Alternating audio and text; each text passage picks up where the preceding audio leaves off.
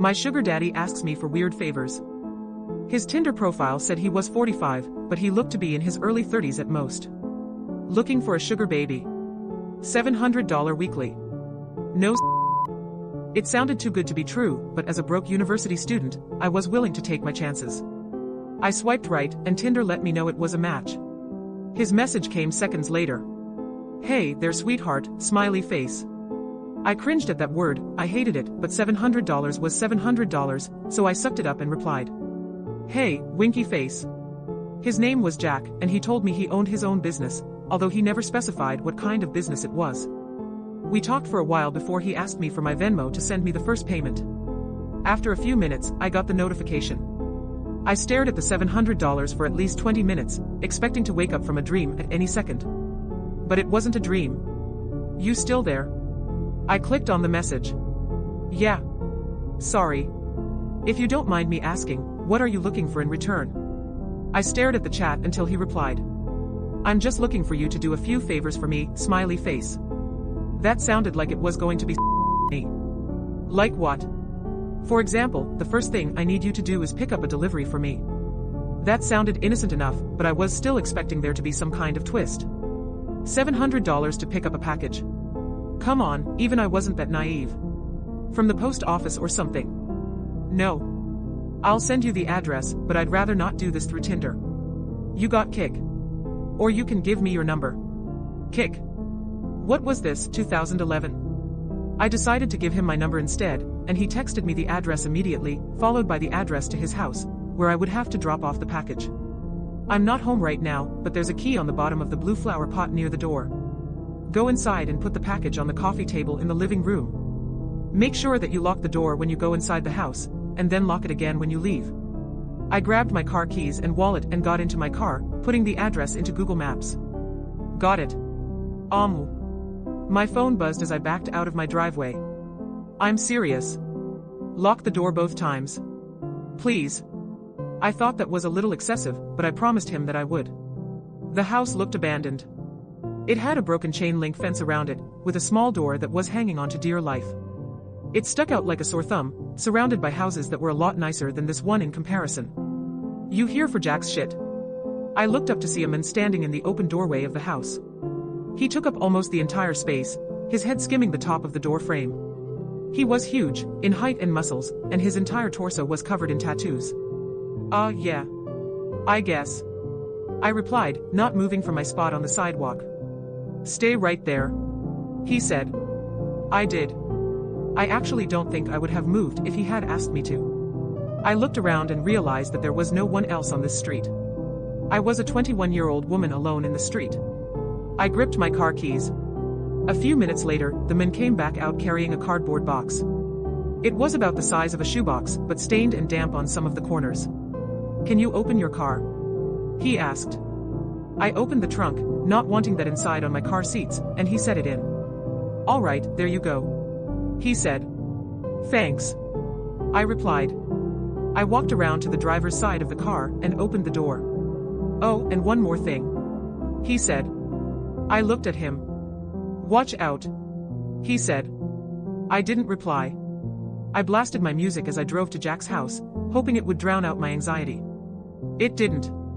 I parked my car in the stone driveway and stayed inside the car, admiring the house. It was a huge house, with stone pillars on the front porch, and the greenest grass I had ever seen in my life. I turned the car off and got out. I grabbed the package and walked to the front door, getting the key from where he said it would be. I opened the door and stepped in, closing it behind me. I thought about what he had said, about locking the door when I got inside. I thought that was a little overboard, but as I stared at the closed door something made me reach out and lock it. I walked inside, my feet cushioned by the thick maroon carpet, and admired the inside of the house. All the furniture was wooden, and looked incredibly expensive. I would probably finish school a dozen times with the money that it took to furnish this place. I set the package down on the coffee table, and as I walked back to the door, I heard a phone ringing from somewhere inside the house. I froze. In my pocket, my phone buzzed. I took it out to look. Don't answer any calls that aren't from Marvin. I put my phone back and followed the sound of the phone, poking my head into a few different rooms before I found it in an office. I walked over to the desk and looked at the caller ID. Incoming call from Jack. That was odd. I grabbed my phone to look at the message again. I was starting to get a little bit creeped out and decided I wouldn't answer, just to be safe, and left the house, remembering to lock the door as I left. I've done a few more favors for Jack since then. I drove a BMW to a random park in another city, only to get out and drive a different car back to Jack's house. He had me meet one of his employees at lunch, who then gave me a briefcase to deliver to the first house I had gone to and told me he would know if I looked inside. On several occasions, he asked me to drive down to that same house and stay with the guy, whose name was Julio, for a certain amount of time.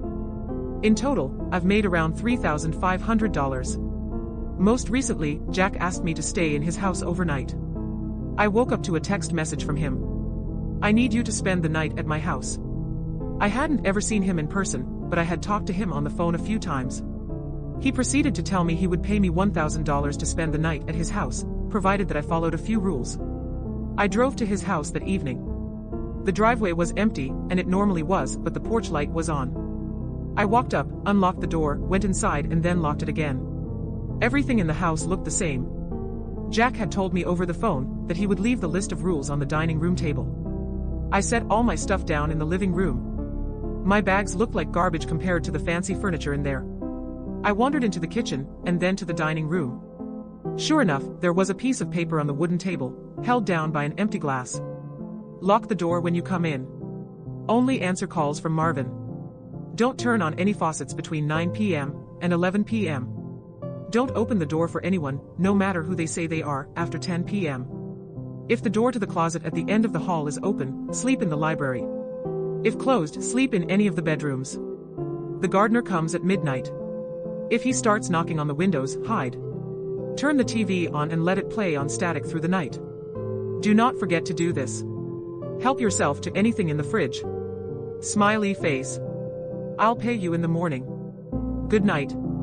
I made sure to follow all the rules. To be honest, I was regretting my decision. But seeing as I was already here, and I was getting paid, I decided to stay anyway. I figured as long as I followed all the rules, I'd be perfectly fine. Still, it felt a little odd. What was this? A haunted house. Nevertheless, I lounged around the house for a few hours, as I was planning on going to sleep around 9 since that's the time that all the weird shit would begin to happen.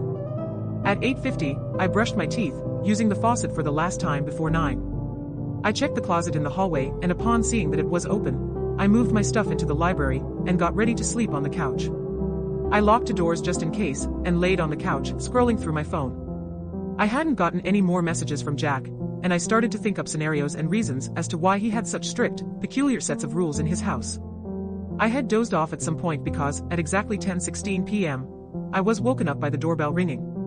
I was about to get up to check, but then I remembered the rule. Don't open the door for anyone, no matter who they say they are, after 10 p.m. I stayed on the couch, trying not to move, paranoid that they would hear even the slightest sound. It's the police. Open up. I didn't move. Hello. It's the police. Open up or we're coming in. I still didn't move, but I could hear my heartbeat in my ears. There was silence for a while after that. Then the doorbell rang again. Hey, it's Jack. Let me in. It sounded like Jack, but still, I didn't get up. He would have a key, wouldn't he? Why would he need me to let him in? This continued for almost a full hour. Different people would ring the doorbell, announce themselves, and then disappear when I didn't respond. I was finally able to fall asleep, and the gardener never came. When I woke up the next morning, I heard someone in the kitchen. I got up slowly and unlocked the door as quietly as possible, taking my phone with me and walking across the living room and into the kitchen. I stopped at the entrance and peered in. It was Jack. He was standing in front of the stove, stirring something as the coffee machine brewed coffee on the counter behind him. Hey. Good morning. He said when he saw me. Hi. I replied, nervous.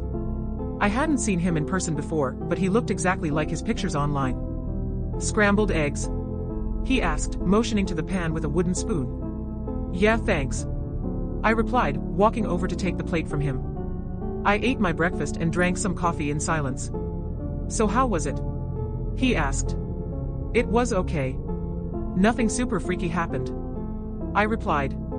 Cool. He replied. There was an awkwardness in the room. I think I'm gonna go now. I have class. I trailed off. I didn't. but I really wanted to get out of there. Oh no. Yeah, sure. I'll talk to you some other time, he replied. I grabbed my stuff and he walked me to my car. I could see him standing in the driveway, staring at me as I left. When I got home, I unpacked all my stuff and noticed that I still had the list with me. I sat on my bed and read it again. I felt my body tense up as I realized that I had forgotten something. Turn the TV on and let it play on static through the night. Do not forget to do this. Turn the TV on and let it play on static through the night. Do not forget to do this. Do not forget to do this. I stared at the words on the page until they lost meaning. Beside me, my phone buzzed, snapping me back to reality. It was the $1,000 payment. I looked at my phone and then back at the list. Maybe it wasn't an important step. As I was thinking this over, a text from Jack came in. I'm not in town right now, I should be back next week, so you're free from running any more errands for me until then. Just sent the payment, go do something fun, winky face. I stared at the message and read it again. And again. And once more for good measure. I'm not in town right now.